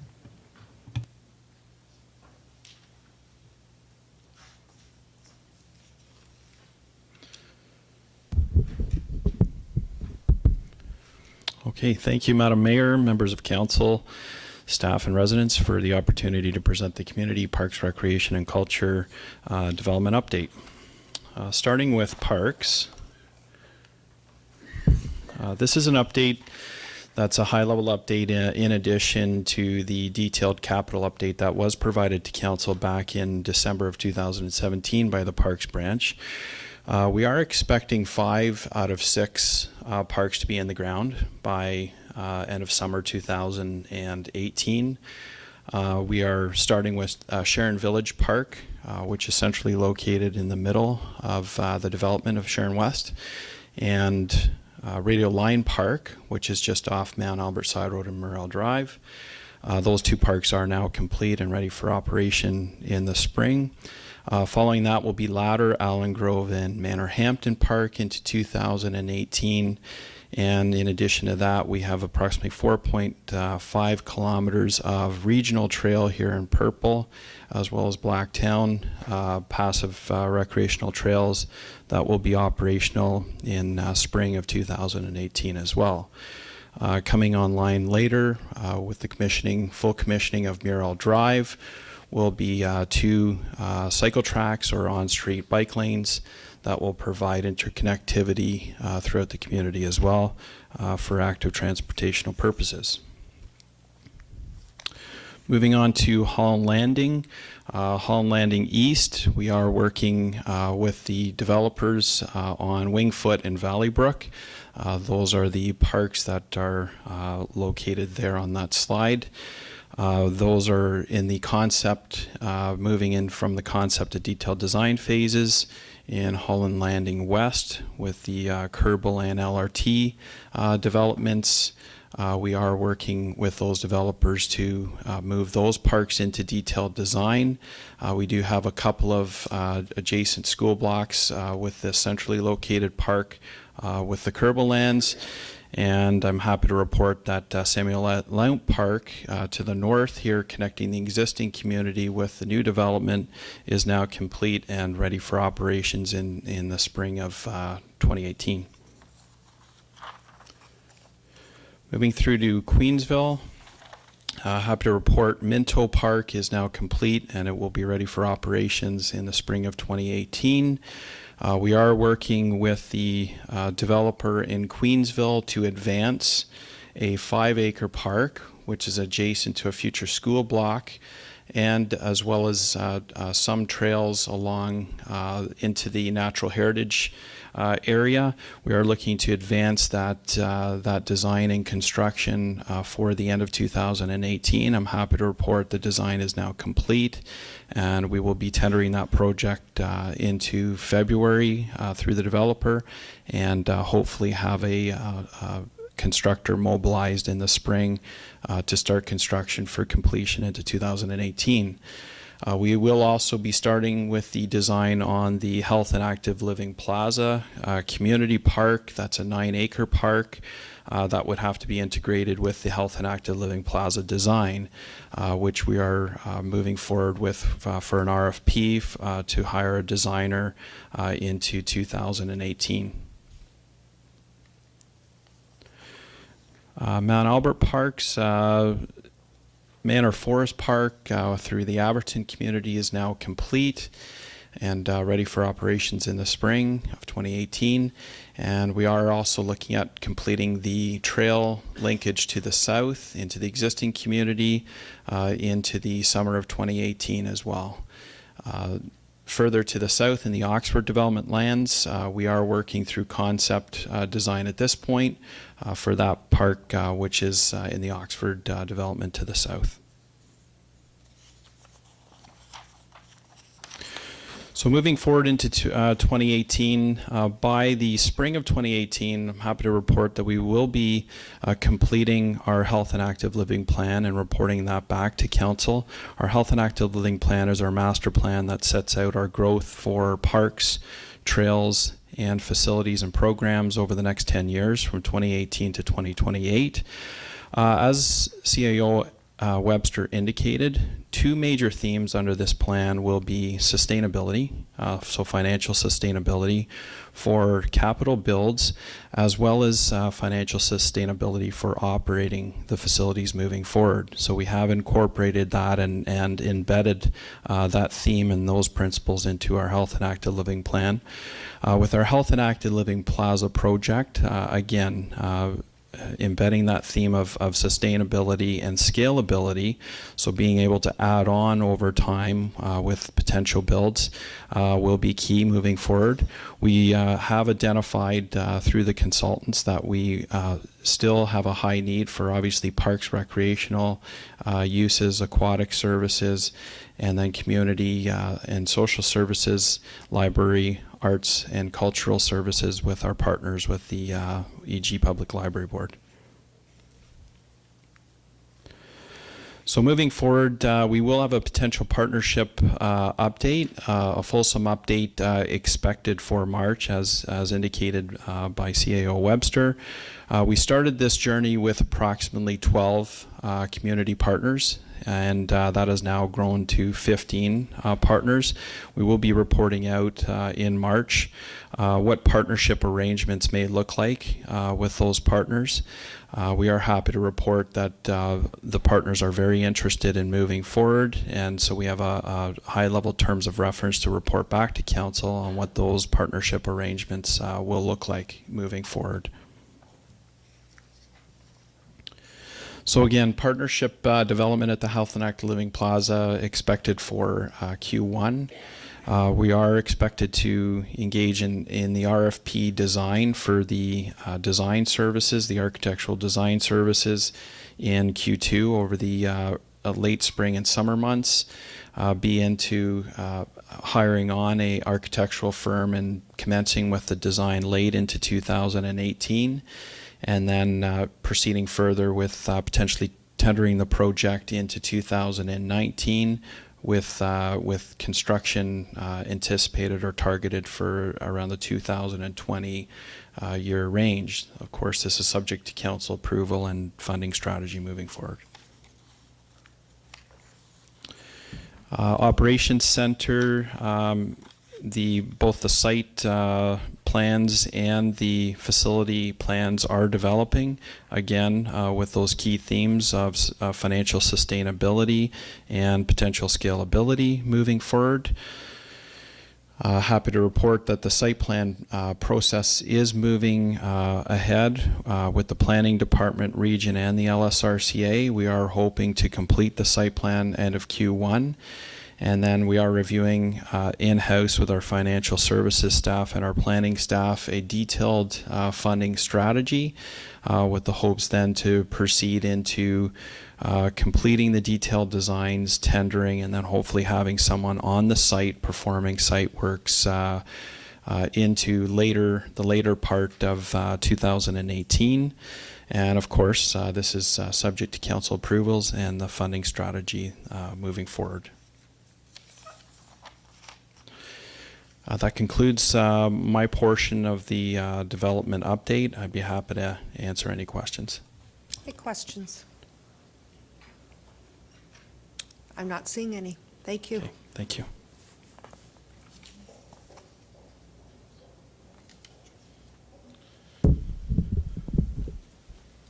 Yes, it's still morning. Good morning, Madam Mayor, members of council, staff, visitors, members of the public here. So the intent of the next quick dozen slides or so is to show emergency and community safety services, bylaws and emergency services combined, a snapshot of 2017 and some of the numbers of what we're doing and how much. Starting with fire prevention, our proactive activities, prevention along with education, but this one deals with prevention. Not surprisingly, primary inspections with the new construction and the follow-up inspections for industrial, commercial, and institutional. We don't do residential inspections, but do work in partnership with development services and the building department. Line one of the fire marshal's 3 lines of defense, community education. Now that we're up to full speed, this is 2017, with a public educator, a fire inspector, and a fire prevention officer, we're really seeing some metrics and some attaining of the key performance indicators. Not surprising, public education with the 46,000 individuals met, and that's in 2017 alone. So we're looking for numbers of another 10% above that. And of course, with the growth, that will supply us with our supply and demand numbers. The TAPC, I'll just make a short comment on that. That's the arson protection prevention program for children. We, like others, but this is a new program for emergency for EG, is the young children, and we do have a couple that are fascinated with fire early in life. We work with Children's Services, the school board, the parent, and the child, and actually have in-house visits as well as fire station visits with our TAPC qualified people in prevention and education, and really help these young children understand fire and the dangers, life safety, and we've had great success with this so far. Look forward to that continuing, although we don't want to see that. We are addressing it in the community. A snapshot of 2017, not surprisingly, a lot of our activities, because they involve outside third parties, scouts, seniors, our non-government organizations, St. John Ambulance, Lions, and the like. The good weather promotes outdoor and public education, community education opportunities. So that just gives you an indication of what we're doing monthly, and that's for 2017, expecting these numbers to grow as we meet our key performance indicators. The next few slides you saw last year during budget deliberations for 2018 budget. Again, it gives you an idea, and this shouldn't be an epiphany but or surprising, but where are hot spots, if you will. We didn't show medical incidents, but these are general medical incidents. We haven't drilled down for this presentation of the type and the time required, but they're obviously in our more of our urban, suburban setting communities. motor vehicle collisions, and in later presentations, this is, as you know, the way we're going to continue to report, and put some numbers to that. But this, again, is a general overview to give you where our hot spots are. And again, along Green Lane, Holland Landing and Sharon, not surprising. And of course, the terminus of the 404 up Ravenshoe and Woodbine. Lots of traffic with the opening of the 404. Alarm incidents. These may be false alarms and real alarms. These are, we term them as remote alarms, but somebody's pulled an alarm or something has come in from a monitoring company. And these are some of our larger volume incidents. And again, not surprisingly, they're, although pretty well distributed, a little bit more than one would intuitively suspect, they are in our built-up areas. And fire. You've often heard me say that fire, anything to do with fire, firefighter's a misnomer. Low single-digit percentage of our call volume, roughly around 1,100 and growing a year. General incidents really has to do anything with fire. And so this just gives you an idea. And again, not surprisingly, it's in our urban, suburban areas. Up on Woodbine and Ravenshoe, probably, and I looked to the deputy for confirmation, but probably that's got to do with the car fires, vis-a-vis a motor vehicle collision or an overheat or something of that nature. Interesting slide, which you haven't seen before, often talked about, along with our service area agreements for Uxbridge and King. About 80 square kilometers in Uxbridge into the Zephyr area and about 50 square kilometers into King adds to East Gwillimbury's 245 square kilometers. So quite a geographically large area. But we do run down into Central York, Newmarket, Aurora, and up into Georgina as part of the York Region Mutual Aid Program, where if they have an incident, a major incident, and they need additional resources, we often are down into Central York for that. Again, a general overview of the activity and where. All right, so in 2017 saw the inclusion, along with emergency service, of bylaw. And I'm not sure if, well, we certainly haven't, I haven't presented this before, so some of these numbers of what we're doing might be new to council. And Jennifer is here to speak if there should be some specific questions, but by order of magnitude in decreasing from top to bottom, things that our officers are looking at. Again, not surprising, we're pretty much all aware of property standards and some of the things that have been going on as part of the normal course of operations. Animal control. Again, nice visual with a lot of information, but to give you some kind of ideas by the color codes and volume of animal incidents in EG. And this spans everything from residential domesticated dogs and cats, Jennifer, to exotic animals. I'm learning a lot about pygmy goats and coyotes, so forth, although that's not exotic. But give you some idea of what staff are spending their time doing.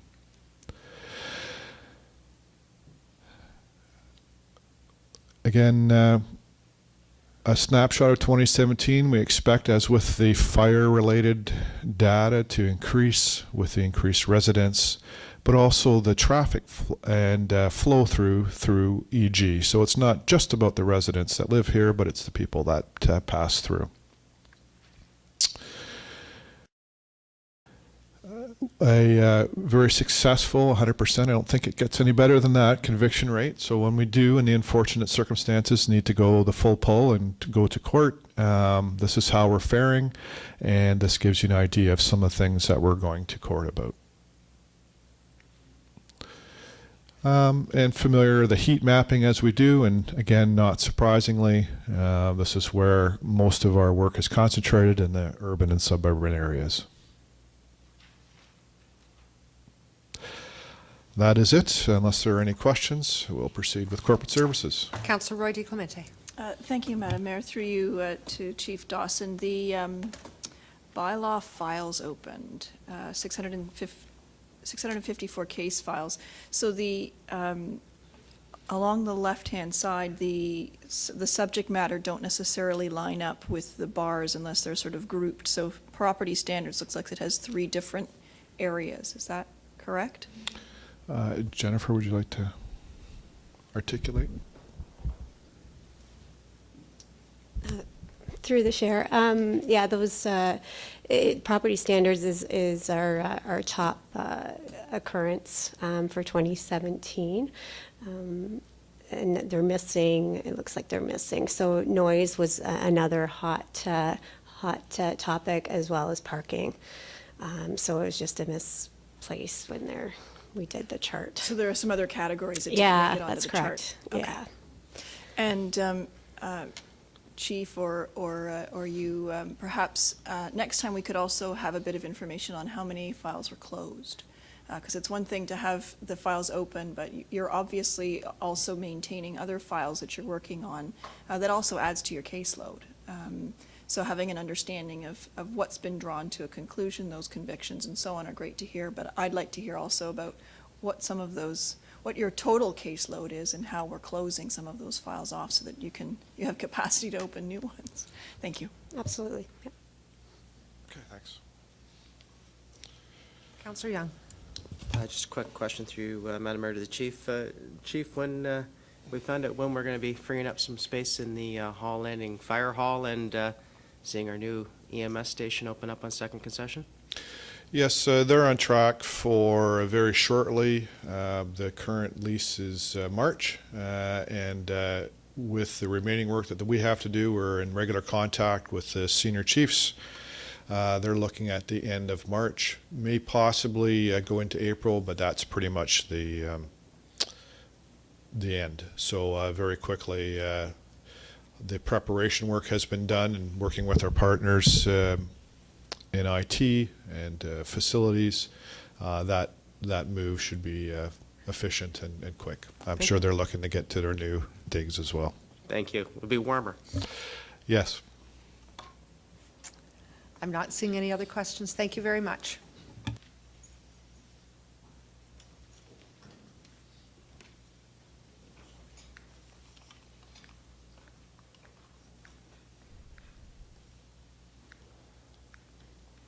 Thank you, Madam Mayor. I'm going to provide some brief updates from a corporate services point of view, largely focusing on fiscal and communications for purposes of today.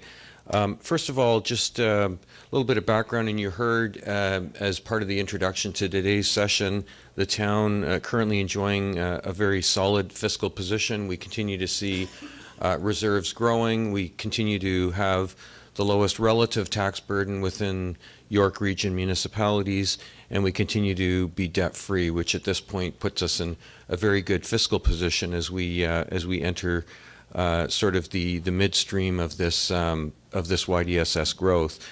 One of the keys for us moving forward at the administrative level, as well as keeping council in a position where you can make very good quality informed decisions, is the long-term financial planning that we're doing. That process is well underway, and we'll be continuing to build on that with the new director coming on board.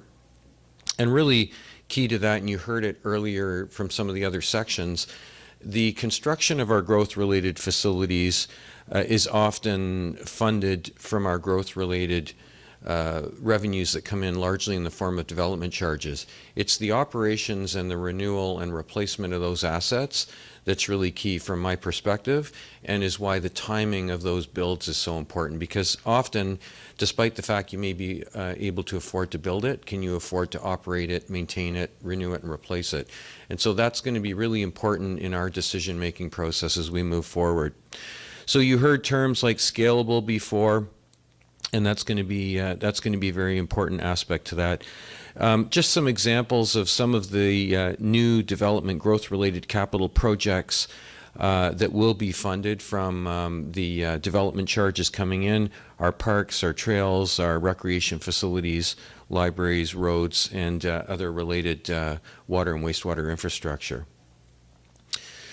So one of the things that happens as you grow is you do end up dealing with inevitably some pressures on service levels as service levels increase. There's three main bundles that I've identified for purposes of discussion today. The emergency services area, we've continued to build our full-time fire force, and you're well aware of that and the financial and multi-year staffing plan that's been put in place.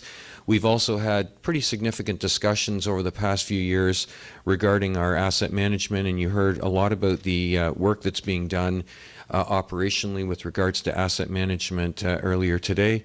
And as we put our new facilities in place, we're also going to see some service level pressures. And by way of examples, aquatics is a good example. When you don't have such a facility and you introduce it, it is a service level improvement, not just for your new residents coming in that are providing some growth related monies in terms of new assessment, but also to your existing residents. So we're going to see that as some service level changes over time.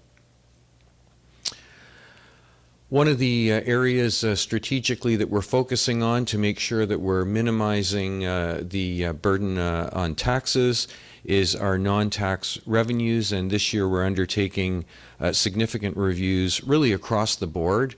When it comes to non-tax revenues, we're looking at our program and service fees. We've had the internal auditor in and has done some good work with us, and you're going to be hearing more about that in the near future. We're anticipating recommendations before the end of Q1, and I know that Mr. Karmazin has already started to proactively make some changes where appropriate in advance of those coming forward. So I think we're going to be in good shape there. We're looking at our development fees. I do want to point out that if you go back in time, back to about 2012, we were sitting with an overall negative net balance in our reserves on the development fee side. It was roughly in the neighborhood of 1.5 million in a negative position. In the last 4 years, if you take the most recent audited year end around 2016, we're up over 7 million in positive reserves. So the town has done a great job with its long-term planning and making sure its fees have been set appropriately to put itself back into a place of sustainability. And there's more work to be done because, as you recall in some of our recent presentations, we talked about some of those long-term trends, particularly in our parks development fees showing a dipping, and we want to make sure that those are addressed and make sure that we're pulling in the types of fees that we need to make sure that those operations are sustainable as it comes to in terms of development planning. And our fill operations is another area, and you'll remember several years ago those fill operation fees were actually built in as kind of an expected part of the budget. It was a bit of a challenge for us when we had a dip in sort of those fill fees coming in, put some pressure on taxes. And so we budget for that very differently now as sort of additional revenues and not part of our core revenues. However, setting those fees appropriately, making sure that the fill operations are being managed and overseen appropriately and that we're making sure that we've got the funding in place for that is really important. So we're looking at that as well in 2018. Just a little bit of high-level expectations around timing for the development charge review. Although some of that work is already underway in terms of some preliminary research on background, we'll start to see some forecasting, policy review piece, consultations with the industry in our second quarter. Hopefully in sort of the end of the second quarter, beginning of the third, we're targeting release of an updated background study and draft bylaw. And as you know, there's a public meeting process that takes place as part of that. We're hoping to see that a new bylaw would be in place in the third quarter of this year. So that's what we will be targeting as we move forward in these coming months. And just a little bit of a refresher, this is something you've seen before, but just a reminder that there's a couple of stages of uptick that we get when it comes to tax assessment. We, at the point of registration, when those sort of pieces of land are divided and subdivided into lots, we see an uptick from an impact point of view. But at that point, just the land only. And then as we get homes occupied, we see, although there's a timing issue, by the time it gets onto the impact roll, we see at that point the full assessment that comes in, including the structures on those lots. So that's just a little bit of how the tax assessment and taxes go up over time as you develop.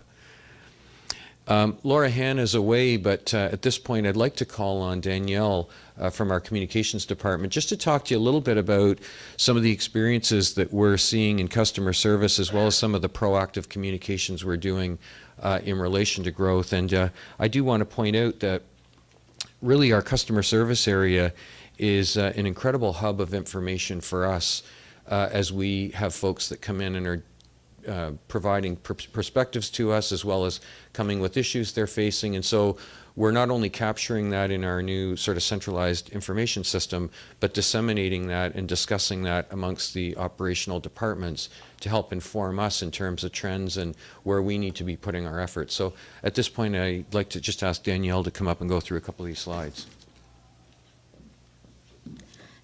Thank you, Mark. Good morning. I'll be providing a background on how the Customer Service and Communications Department deals with growth in our town. Our customer service team is often the first point of contact for our new residents. Our goal as a department is to use every opportunity to build long-lasting relationships and leave a positive first impression. Each member of the customer service team has been cross-trained to provide a variety of services, which benefits all of our residents, especially new residents who may not be familiar with East Gwillimbury and have a variety of questions once they move in.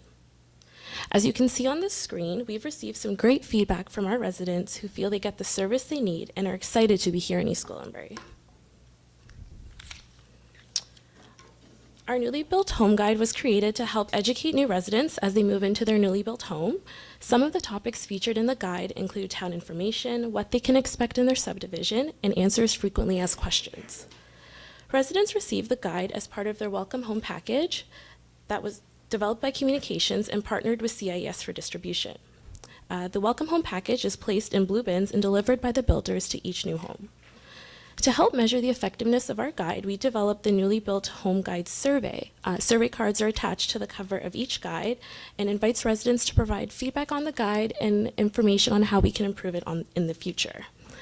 Based on the feedback we've received, the 4 main areas of interest are tax and water bill information, including information on when they can expect their tax bill and how to set up their water account, community resource information, including recreational programs and regional services, information on the differences between the responsibility of the town, builder, and developer, and what they can do about deficiencies in their home. We've received a lot of positive feedback about our guide, and one of the positive feedbacks we received is at the bottom of the screen.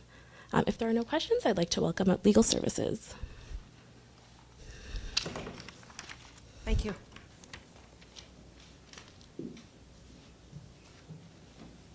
Do you have any questions? Yeah. Go ahead. Thank you. Through you to Mark. Going through the development charge update or adjustment or whatever we're going to be trying to achieve in the next little bit, Mark, I always go back to that at midline within our DC reserves, and that's always the one that seems to have a negative balance. That's where we take out for our studies and everything else. For moving forward, creating our master plans and things of that nature, and our official plan. Are we going at some point to be able to catch up to that, or is that always going to be one that it keeps paring its way down, but then we'll do a new study and is it always going to be one that we can never get a handle on? Madam Mayor, through you, I would say that we do have a handle on it. Okay. And I would say that it's very normal for that to be at the front end of the process, because not unlike what you saw in the development cycle, our planning area was at the front end of some of the pressures, and you recall Yeah. that development fee reserve was in a negative, and that's very normal because you can't That's build what's it until you've planned reminded it. me of it, yeah. Yeah, so I think you're going to see the same sort of trend on the development side of things. You're going to see those studies and so on up front, and then as you get through that development cycle and you start to see the development coming in, then you'll see those funds coming in that actually pay for those. So we will, with what we've already spent, with the work that we have done now, we will reach an end, and that will be completely paid for. But then we'll be starting again as we move through the next cycle of growth.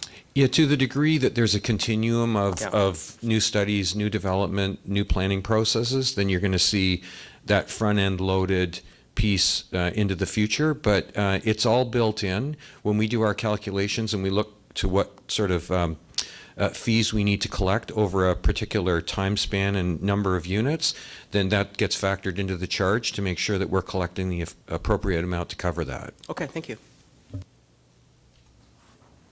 Thank you. Mr. Horner? Good morning. I'm up, so I think we're coming close to the end. I seem to kind of, we got the bulk of this covered. Just a few development-related statistics that we'd like to share with you today. One of the important development-related services that we provide is subdivision registration. So you can kind of see the phase 1, phase 2 activity that Nick was talking about earlier. We've gone from 11 registrations in 2016, 2017, down to an anticipated 8 this year. Moving on to, okay, maybe this is going to be different than I thought here. Sorry, folks. Could you raise your mic a little bit? We don't want to miss this There we important go. information. Okay. The slides are working differently than I thought. I thought it might be important to talk about FOI requests in the context of development, only because we see that there's been a significant increase, moving from 73 last year to an anticipated 96 this year. And when we look at these, we see that the bulk of these are really related to folks who are buying real property, and what this sort of information that they want to receive are permits and plans. So we think there's probably an opportunity to make more of that information readily available to bring down some of the volume of the FOI requests that we get and the time that's involved in processing them. The other things that we do too is we're very happy to work with a bylaw enforcement in the CBO's office in terms of matters that they need to deal with on the everyday. And as well, we provide routine contract support to all the other departments. Kind of key support that we provide is at the OMB. We have a number of active files. In relation to the official plan, there are 9 active files. In terms of development application appeals, we currently have 6. Last week was actually a really busy week for the development application appeals. We had 2 pre-hearings. We had the pre-hearing for the Green Lane secondary plan. Just a huge number of parties involved in that, a huge number of issues involved. It's actually been set down for a 15-day hearing that starts on June 25. So that's the status of that one. The other pre-hearing event that we had last week was the pre-hearing for the Sharon bid appeal. A much smaller file. It's set down for 4 days in November of this year. The other thing that we are involved working on with Financed is DC credit agreements, and we're seeing some growth in this regard as I suppose as the developments come online. So last year we did 3. This year we're estimating 5. And I'm going to hit the button. I think that's it. And now, with the amalgamation of legal with clerks, might be a good opportunity to ask the clerk to come up and speak to you about plans for the election, unless you have any questions. Whoops. I'm not seeing any. Thank you. Okay, thank you. Thank you. Thank you, Dean, and through you, Madam Mayor and members of council. Very simply, election planning has already begun mid-fall 2017, and certainly the first step was with the new 3-ward system.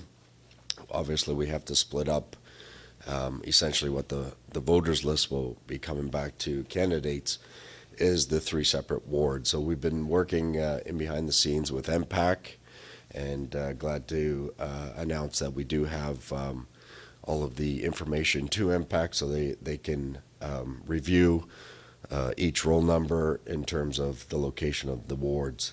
We're also working in terms of subdividing the polls, or subdividing the wards into further polls to give us a better estimate in terms of the number of boxes, the number of election workers we need, and ultimately help us with regards to the operations of the election.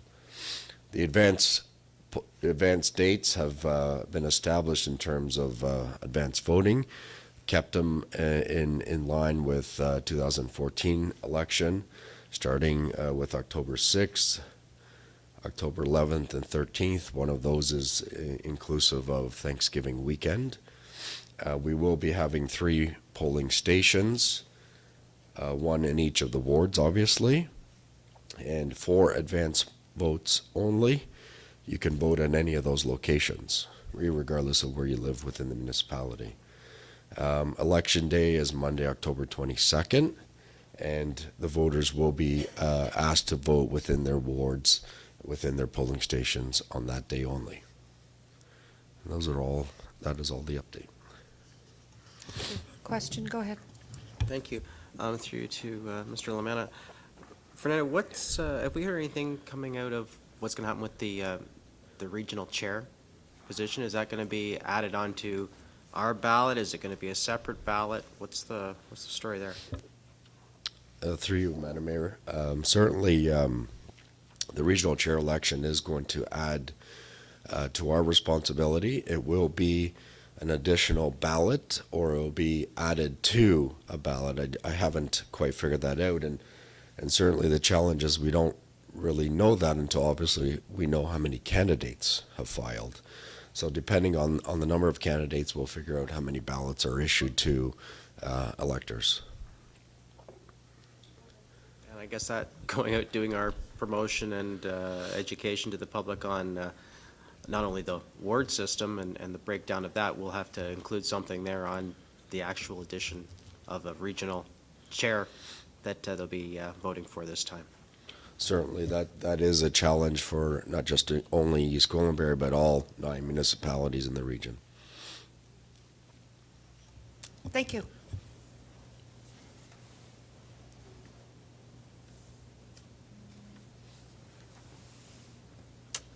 Okay. Your turn next. Yes, so good afternoon. We've made it to the afternoon now. Yes. Very fulsome presentation. Now we're going to talk about human resources and how we have a balanced approach in resourcing our staffing here. So we do continue to use the Shamrock model, the organizational model that was developed, as we know, by Charles Handy, and he was from the London School of Business. This model actually allows us here in AG to facilitate, as I said, a balanced approach and allow us to do just-in-time hiring. The model embraces the belief that people are the most important resource here in EG and in most organizations.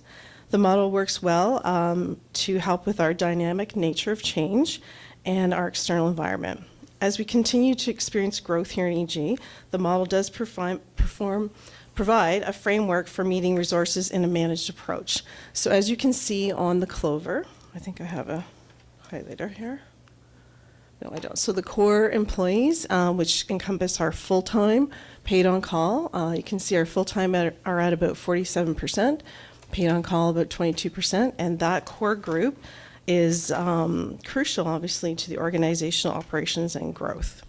Our temporary group, which intakes our part-time, seasonal, and students, there's a varying amount of percentage there, which is almost 20% of our workplace population, and that group helps us out at different times and helps us with our business cycle as we go through various seasons. Our contracted employees are just that. They can encompass consultants, secondments, and others to help us with specialized projects and complete particular assignments. So we wanted to share with you the fact that we are still embracing this model.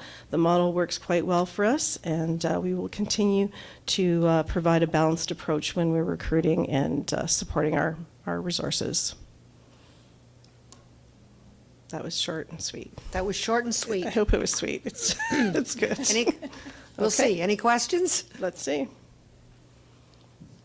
Well done. Thank you.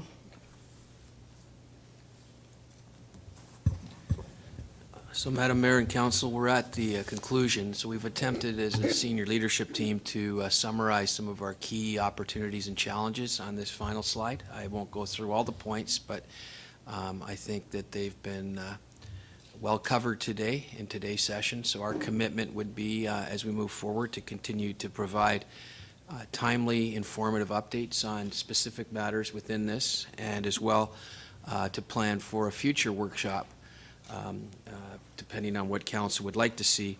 But we certainly find that these being done on a fairly frequent basis, at least annually, are helpful in helping us monitor and gauge how we're progressing in the management of our balanced growth. Thank you very much. Thank you, staff. I guess this really tells us that nothing really stays the same. Nothing's consistent anymore. We're moving all the time, and these days are helpful for us to understand what you as our staff are going through, to adjust on a daily basis to make sure that we're looking after all of our departments in a very responsible manner. So thank you very much. I know staff put a lot of time into putting their presentations together. We look forward to continuing along the way with others, even if there's just portions as things come forward. And the next time we need to remember, we probably should start at 9 and allow a little longer, because it's a wonderful discussion and an opportunity you talk about an education session for us, an opportunity to learn, and that I would not want to cut off just for the sake of a timing. So thank you very much. Appreciate it. Go ahead. I'll just move that we receive the presentation with thanks. Thank you. Seconded by Councillor Roy DiClemente. All those in favor? That's carried. We have a confirming bylaw at this time, moved by Councillor Johnson, seconded by Councillor Persichini. All those in favor, and that's carried. And a motion to adjourn at 12:17, moved by Councillor Persichini, seconded by Councillor Roy DiClemente. All those in favor, that's carried. Thank you very much. Really appreciate all the work that was done today.